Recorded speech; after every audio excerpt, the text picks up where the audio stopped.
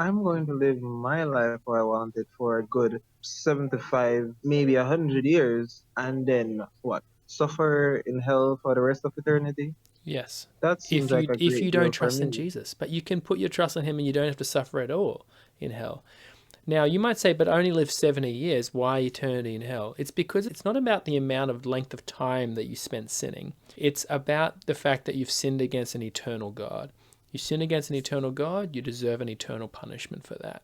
It's similar to in society. Some crimes a person might do may only take half a second to commit, but they don't spend half a second in jail.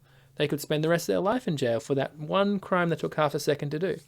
And so it's about the severity of the crimes that matters. Same with God. Every sin he considers very severe, therefore deserving of an eternal punishment. But there are still different degrees of punishment in hell, the Bible does speak about. But honestly, man, you are living in an age of grace at the moment. There's an option for you to be forgiven. If on Judgment Day you're like, God, can I now get forgiveness?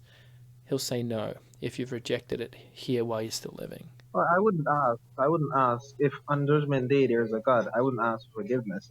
I would see the road to hell, and I'd just be like, "That's my little gate there." You don't like pain or suffering though. You don't like it, right?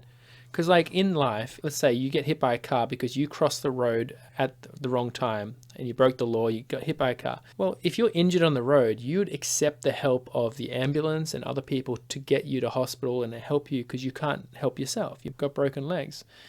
So, in the same way, should we not realize that we're helpless, we can't save ourselves, and therefore accept the help of God who's willing to take your punishment for you if you trust in Him? You don't say, But, no, it was my fault for crossing the road when I shouldn't have crossed the road, so no one helped me. No, you don't do that. You say, I can't help myself, please do but help me.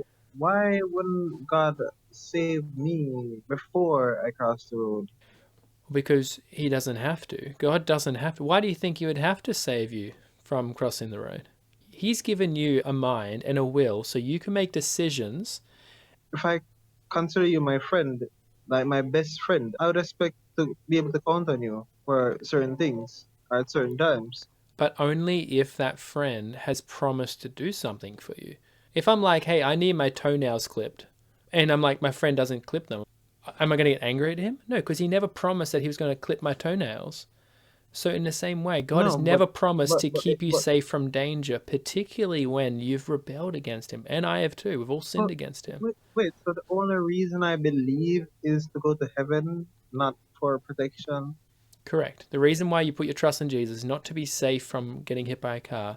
You trust in Jesus to be saved from the wrath of God that's to come so you don't have to go to hell.